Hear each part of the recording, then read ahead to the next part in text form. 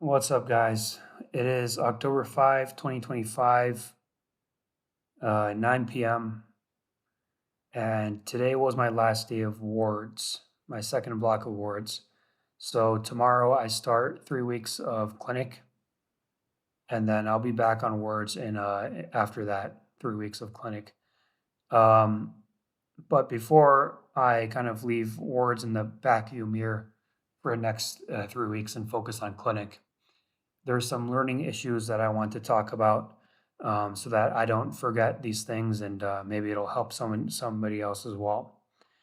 Um, so number one, and I'm gonna start off broad with these learning issues, like kind of just like overall mindset things, and then narrow them down into more specific things. So number one thing I want to talk about is you cannot be passive. What I mean by that is like residency is not just a job. There are people, you'll have colleagues who will talk about how, they don't study at home or whatever.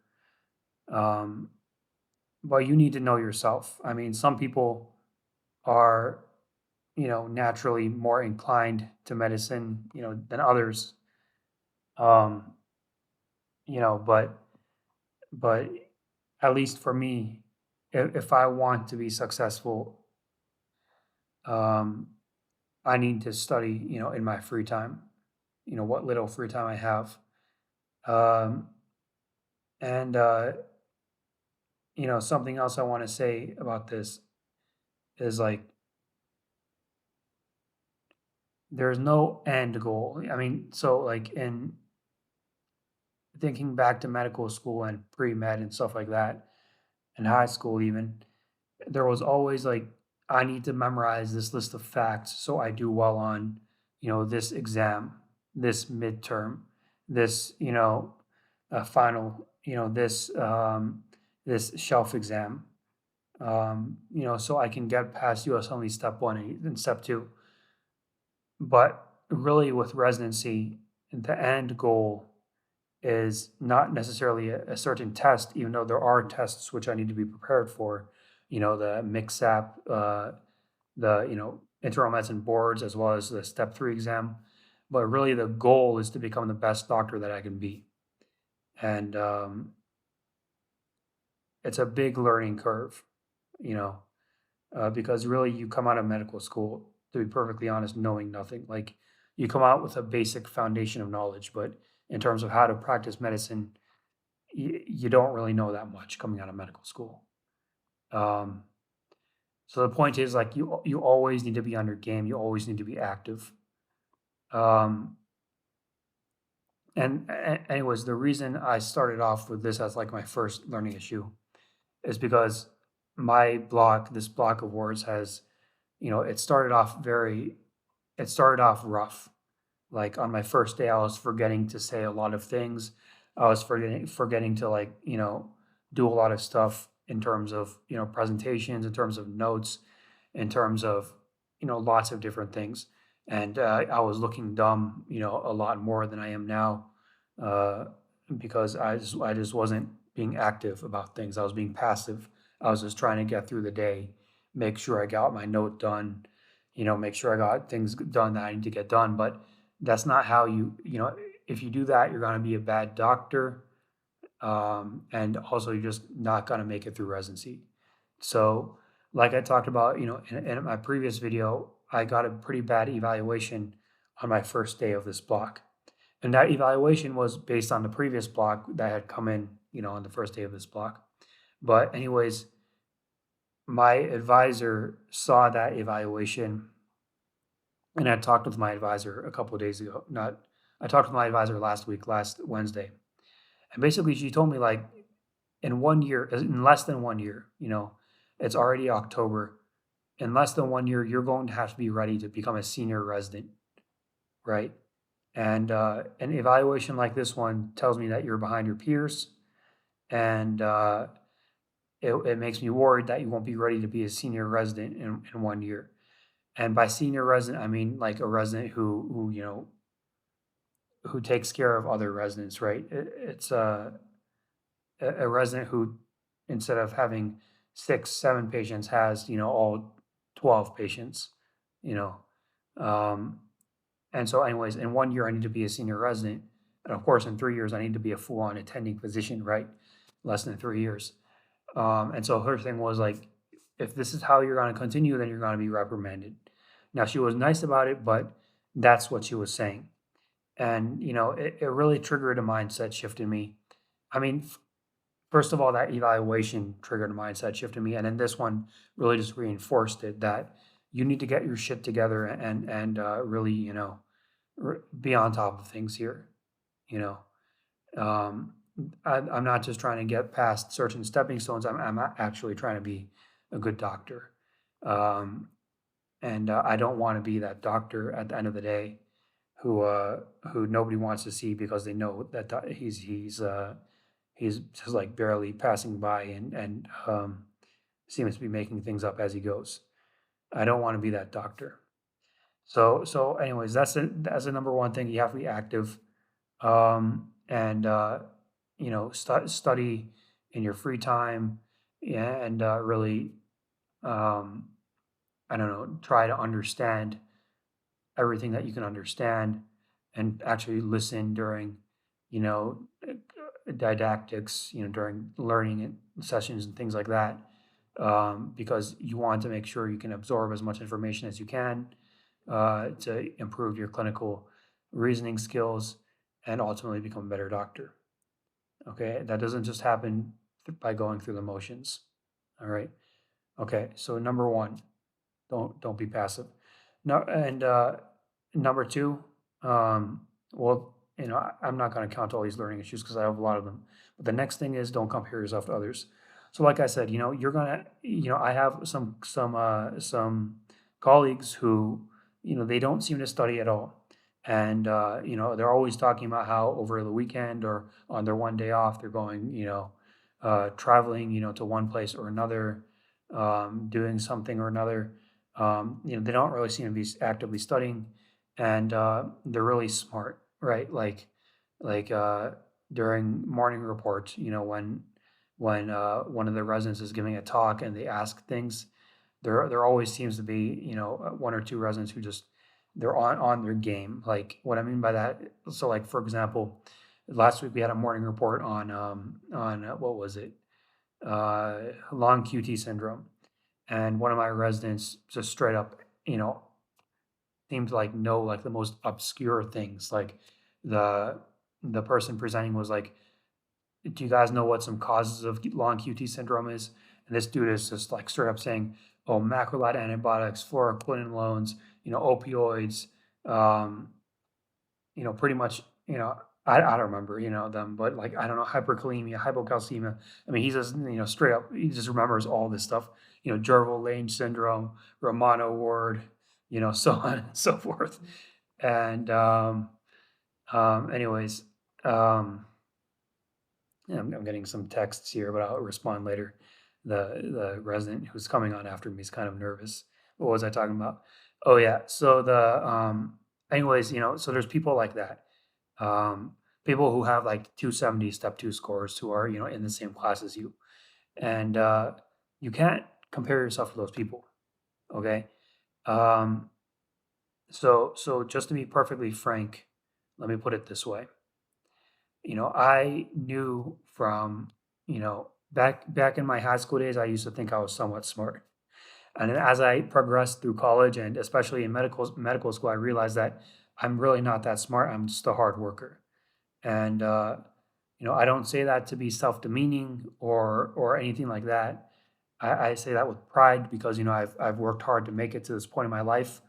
But I also say it with just caution, that you might have some classmates who are geniuses, who are smarter than you when it comes to medicine, and you just have to accept that, and accept that for you yourself, you're one of those people who has to study harder and work harder, um, in this in the medical field. Now there might be other fields where you have better skills than these people, so on and so forth. But when it comes to medicine, you need to accept where you are and go from there. So yeah. Anyways, don't compare yourself to others. This is something I keep having to tell myself. Since my first day of medical school, even like I remember in medical school, people were talking, some of the upperclassmen were talking about how such and such tests were easy. And then I would be taking these tests and I'd be like, what the hell were you or like, well, that tells me I should never listen to you guys again. Or like, in the third year of medical school, s- a bunch of upperclassmen were like, "Oh, step one is so easy. You're definitely gonna pass step one." And what do you know? Step one is a major fucking pain in the ass. So don't compare yourself to others. If you know that you're one of those people who has to work hard, then work hard. Um, keep your nose to the grindstone. Okay, so those are like the two like big, kind of like mindset things for words, to find success. Okay, um, now going getting more specific, into like internal medicine like stuff.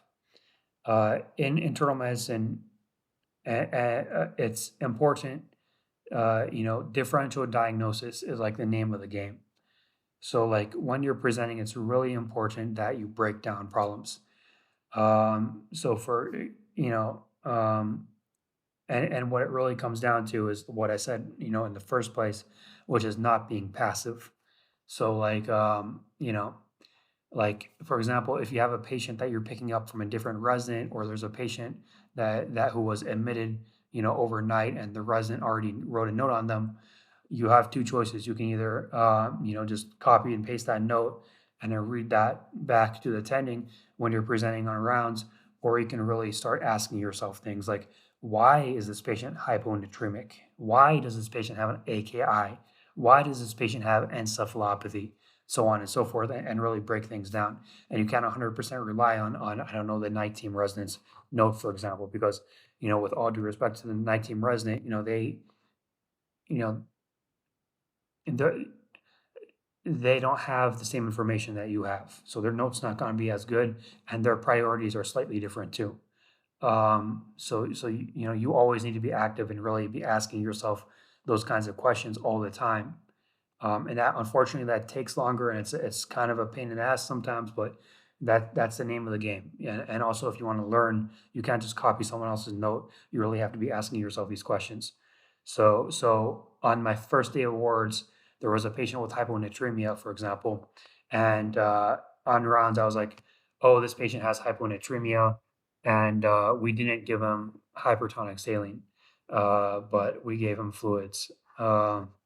And it's just, you know, my attending and my senior resident were like, "Well, do you know why you didn't give him, hypertonic saline?" And I was like, because his sodium wasn't that low; it was like 128, and because he wasn't that confused. But that's not a good enough answer. Like that's what they teach you for SIADH, a type of hyponatremia.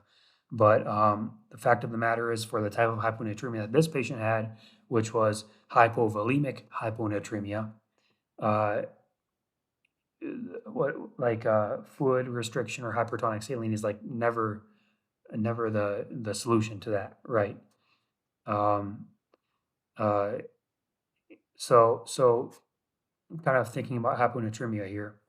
There's what so hyponatremia means low sodium, and then you can divide that into tonicity. So which is determined by serum osmolality. So like high tonicity would be like from alcohol or like high glucose and things like that, and low tonicity hypotonic hyponatremia. Well, well, there's that, and then there's also like normal toxicity, like isotonic hyponatremia, and that's also from like um, I don't know, mannitol, things like that.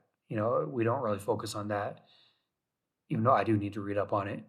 And then I always need to read up on hyponatremia in internal medicine.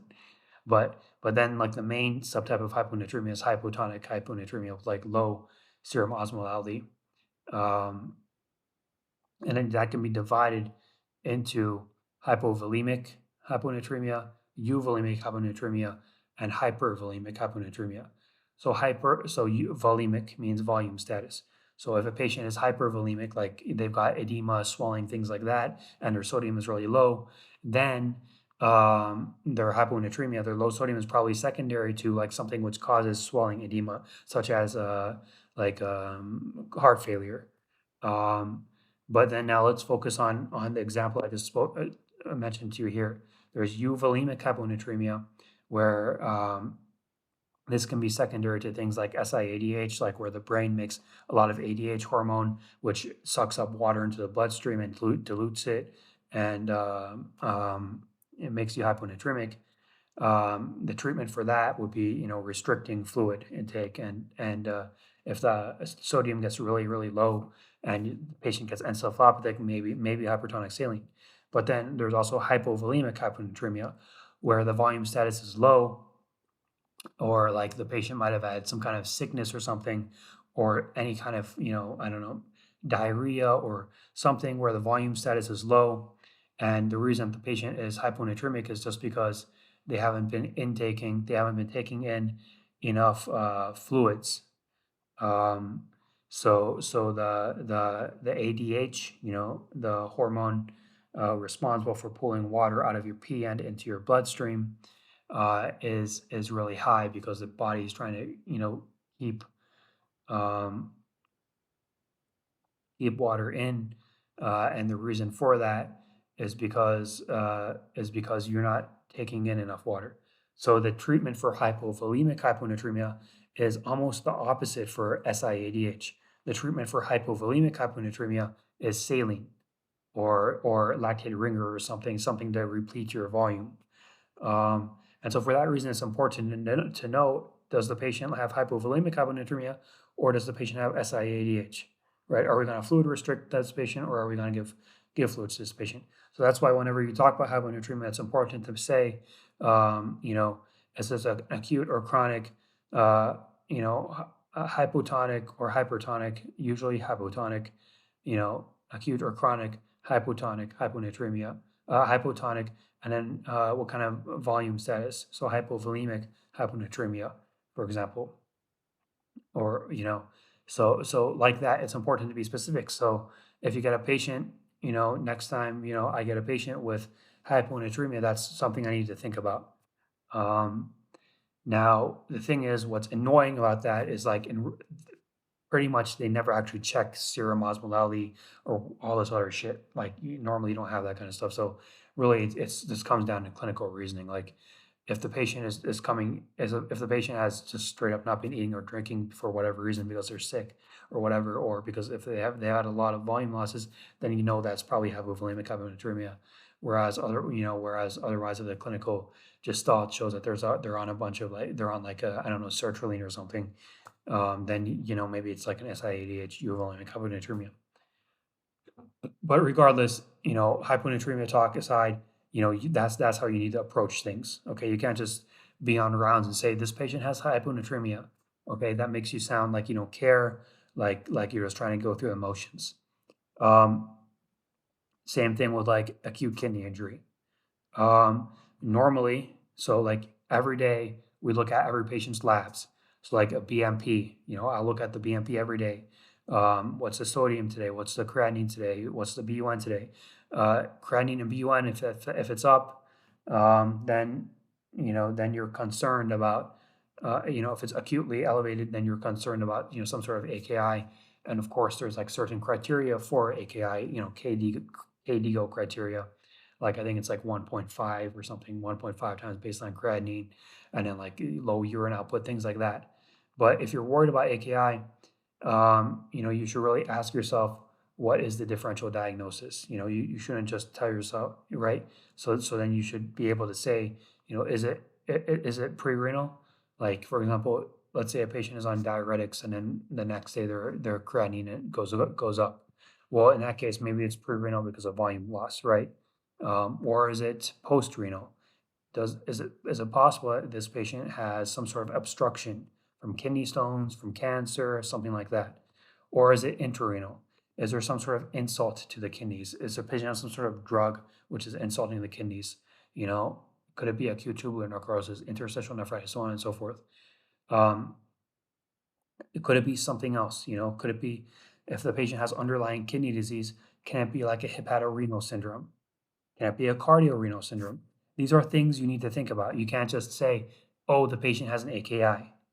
Okay, because if you want to know how to treat this AKI and what the next steps are, then you have to really actually put some thought into this. And then when you present on rounds, you need to tell the attending professor, well, I think it's a pre-renal AKI because of this reason. I don't think it's a post-renal AKI because of this reason. Um, and then go from there. So you can't just say, oh, this patient has an AKI, even though I will say in real life, like in my hospital experience so far, most of the time it's like a pre-renal AKI, or if it's not, if it's like a kidney stone or whatever, it's really obvious, So, but you still need to like really put some thought into it, right? Um, other examples, encephalopathy. Why is the patient encephalopathic? What can we do about it? Is it toxins? Does the patient have vascular issues? Does the patient have neurological issues? Is the patient just delirious instead of encephalopathic? What's the difference? Um, so on and so forth. But the point is that that that you need to have a differential diagnosis for every single problem on your list in internal medicine, and really actually think about it. Um, now, what this does is it makes you a better doctor, right? Because you're really reviewing these things on a daily basis. But at the same time, you know, um, something I want to, I'll make a different video and rant about later. But lately, I've been using this tool called Open Evidence, to make my differential diagnoses. And the nice thing about Open Evidence, it's like ChatGPT for doctors, right? And the nice thing about it is it's fast, right? Patient has hypocalcemia today. What's the differential? Um, so on and so forth. But it's fast and it gives you a really good differential diagnosis.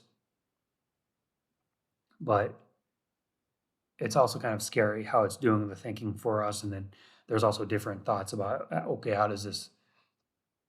what does this say about our job security in the future and things like that, which I won't get too much into. But I've been using Open Evidence as a tool to kind of help with having a differential diagnosis for every problem. Um, so to be honest, I do want to try and move away from Open Evidence if and when I can, and maybe focus on other tools so that I can actually have some of my own thinking as well and not be so reliant on an AI.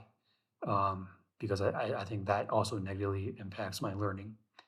Um, but yeah, anyways, so like just for example, I had one patient with, you know, anemia, um, like acute drop in blood cells, and pancytopenia is what I mean. And I was perplexed by this patient for so long because we did this huge, like long, like like we did this like very detailed workup, you know, for making sure it's not like aplastic anemia, right? Like checking the reticulocyte count, ordering a blood smear, um, and other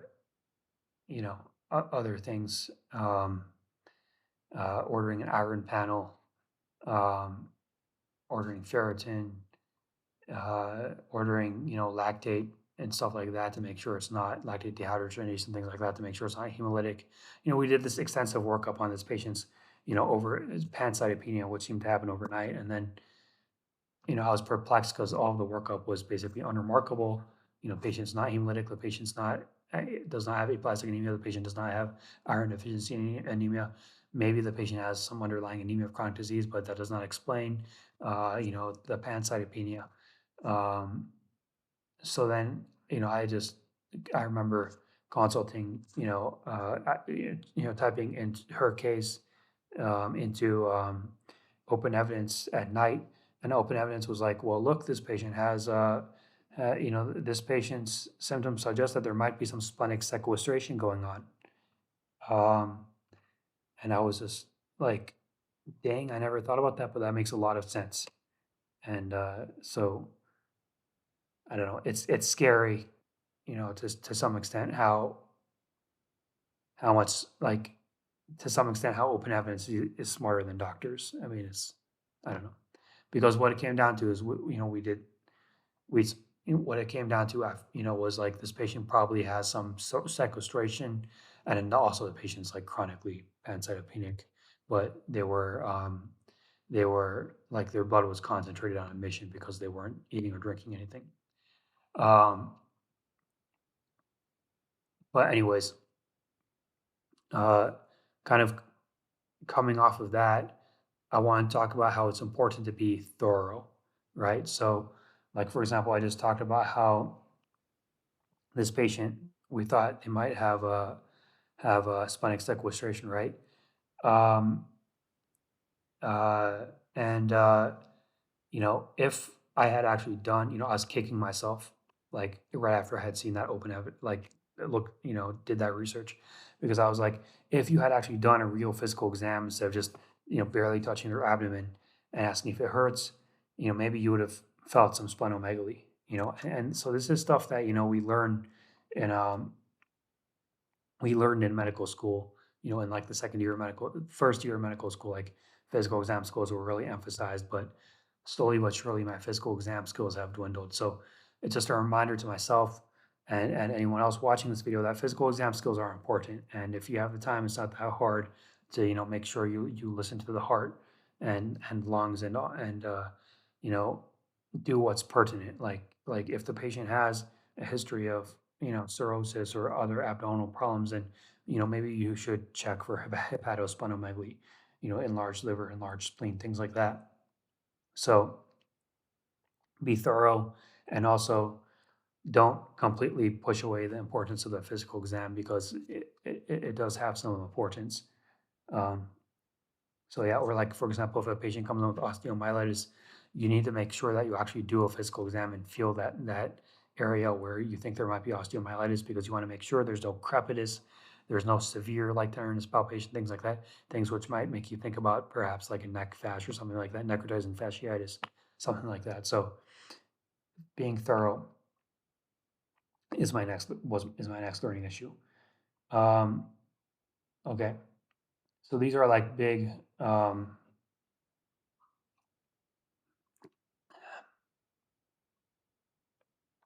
chamomile tea. All right, so those are like more broader things. Now getting more like specific for me. Um, it's something I've been struggling with on words since like the beginning, is like the EMR system, the electronic medical record system that we use here is called Cerner. It's different than Epic, which is what most hospitals use. Um, Cerner isn't bad.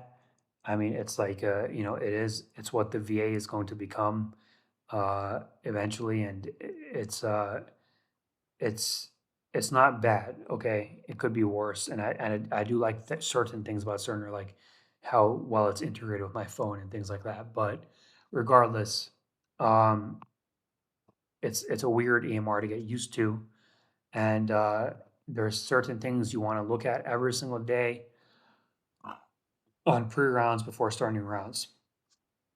So, for example, if a patient has diabetes and is on insulin, you want to make sure that you look at their core diabetes flow sheet every single day before rounds. You want to make sure you see how much Lantus did the patient get. And the Lantus should be pretty, it shouldn't really change unless you change it, right? The Lantus is the long-acting insulin that they give at night.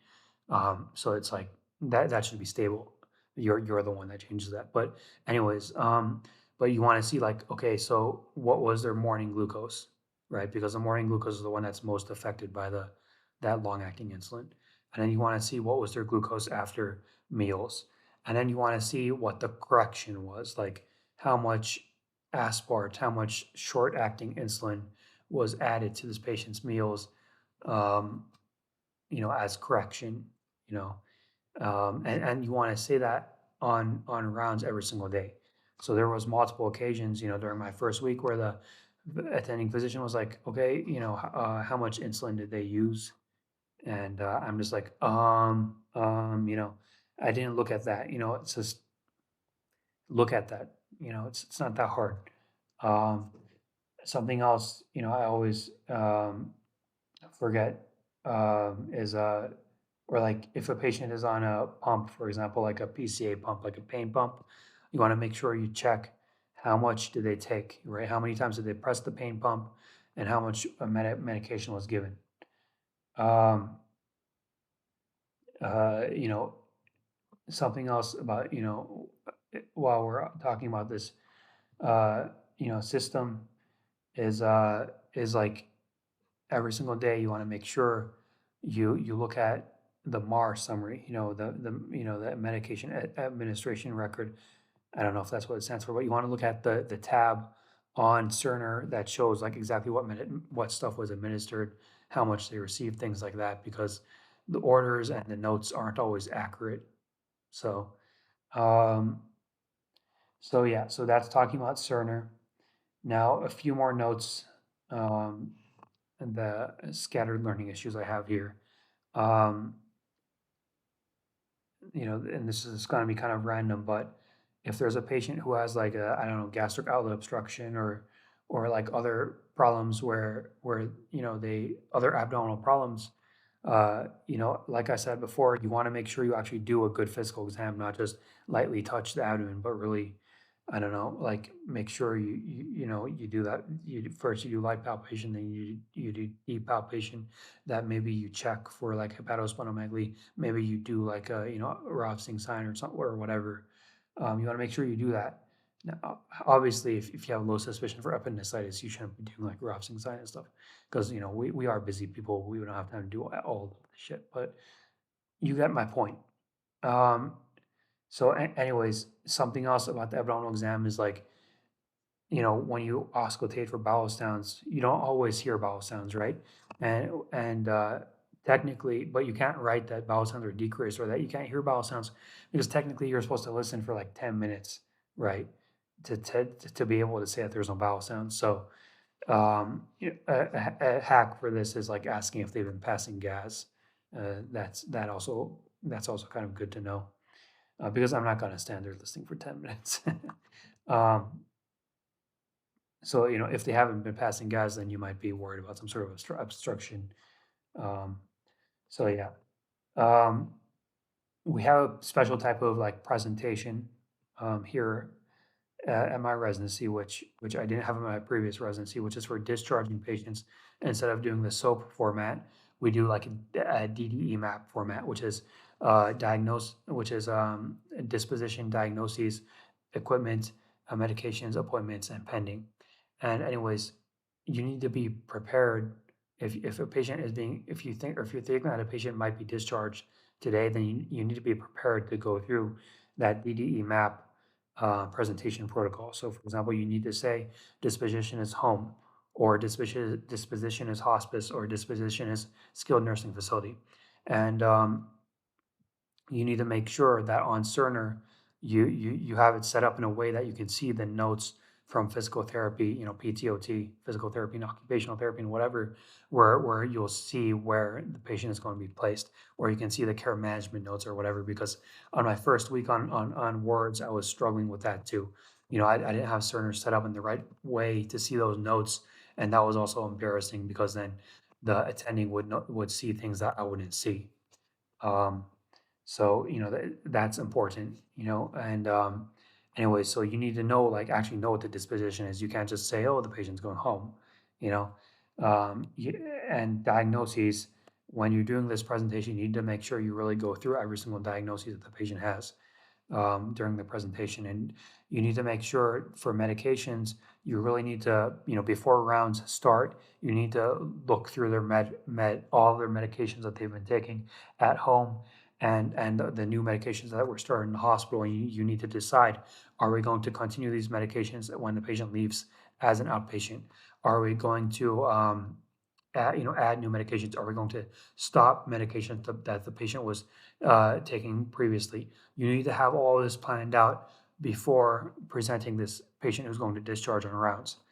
Um, uh, Same with like appointments. You need to make sure you look at the tab on Cerner of the appointments that are pending.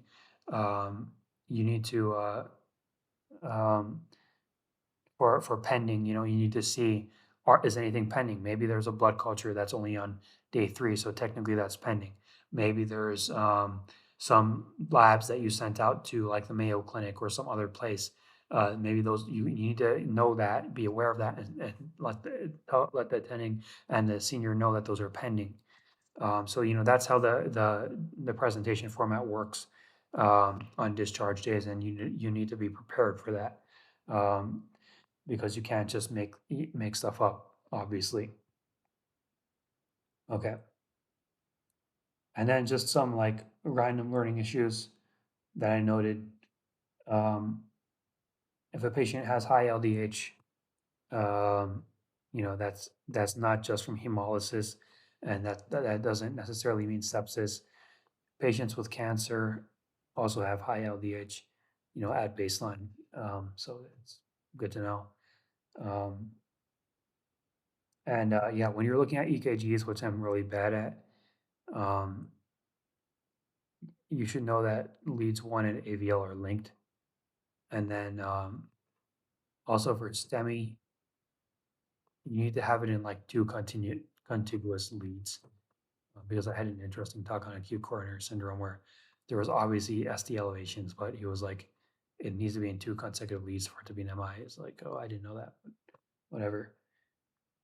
So anyways, that's like a really quick rundown on learning issues from this block of words. Hopefully it helps somebody. At the very least, it's going to help me uh, when I get back on words in 3 weeks. So with that, I'm going to clinic tomorrow. It's almost 10 p.m., so I'm going to go to sleep soon. And yeah, as I get back into clinic, we'll see. Maybe I'll make a video comparing clinic and hospital work and things like that, but we'll see. Anyways, you guys have a good one. And yeah.